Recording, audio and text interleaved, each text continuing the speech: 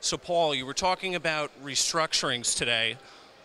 What's the model? What have you seen done well, and what hasn't been done well thus far in restructurings and bankruptcies? I think that I think that what hasn't been done well to date is essentially the companies fully understanding what options are available to them on a global basis, and fully understanding what they need to be prepared to talk about and produce in terms of entering into a consensual restructuring or any type of dialogue with their lenders. I think that what has been done. Sorry.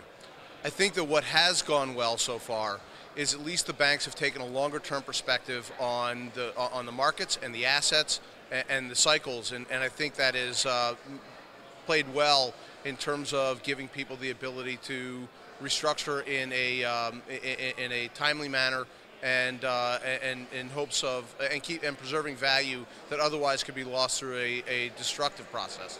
Is there a certain type of company or a company in a certain sector that's more prone to a restructuring in this type of market? No, I think this market in particular presents a lot of unique challenges. This is a market where, unlike in the early 2000s where you had a lot of bond issues, this is a market that's driven by banks almost entirely, and making that a little bit more complicated is the fact that virtually half the world's banking capacity has disappeared over the last 3 years. And so invariably in these syndicates and dealing with these companies, you have banks that that no longer have relationship interests, no longer have interest in the assets or the market. And I think that has proven very difficult in terms of getting people together with a consistent perspective on how to accomplish the restructuring. Where is AMA going to be in the future during these processes? Well, AMA is a merchant bank, so I think if you look at our body of work over the last 10 years, I think most people would consider us to be a restructuring shop. We spent the last 3 years doing nothing more than high-yield restructurings out of Norway in the offshore industry. That's probably put us in about 14 different jurisdictions over the last 3 years, dealing with litigation in each of those. And so clearly that's going to continue to be a core part of our business, restructuring in the shipping and offshore sectors, and it looks like that's going to be a fruitful market for some time to come. Having said that, we've also had a private equity business that we have been active in over the past 5 years. It has not been a part of the business that we've had a lot of volume in. We've picked and chosen very carefully the deals that we've done. Most recently was the investment in Lloyd's funds. So I do think that you'll see AMA over the next year or two picking and choosing some opportunities in the private equity market as well. Can you talk a little bit about the recent personnel changes at AMA?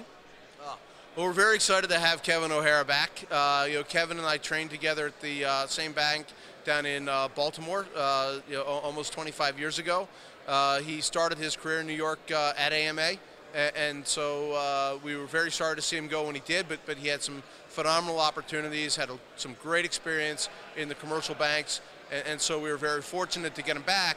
And frankly, when you look at the market dynamic and how important the banking markets are going forward, having someone of Kevin's experience and caliber is going to be extremely important to AMA.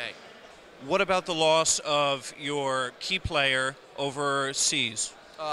So Rolf Wickborg is a very dear friend, and I'll always consider him a partner. Rolf started the firm back in the late 80s, and I think Rolf looked around in Norway, and he had made some investments in some hotels, and he finally turned to us and said one day that, look, Paul, I got a lot more riding on the hotels, and I need that. My family and I need to focus on that, and so we were very, very sorry to see him go, and wish him well, but Rolf will always be a part of AMA and always consider him a partner of mine.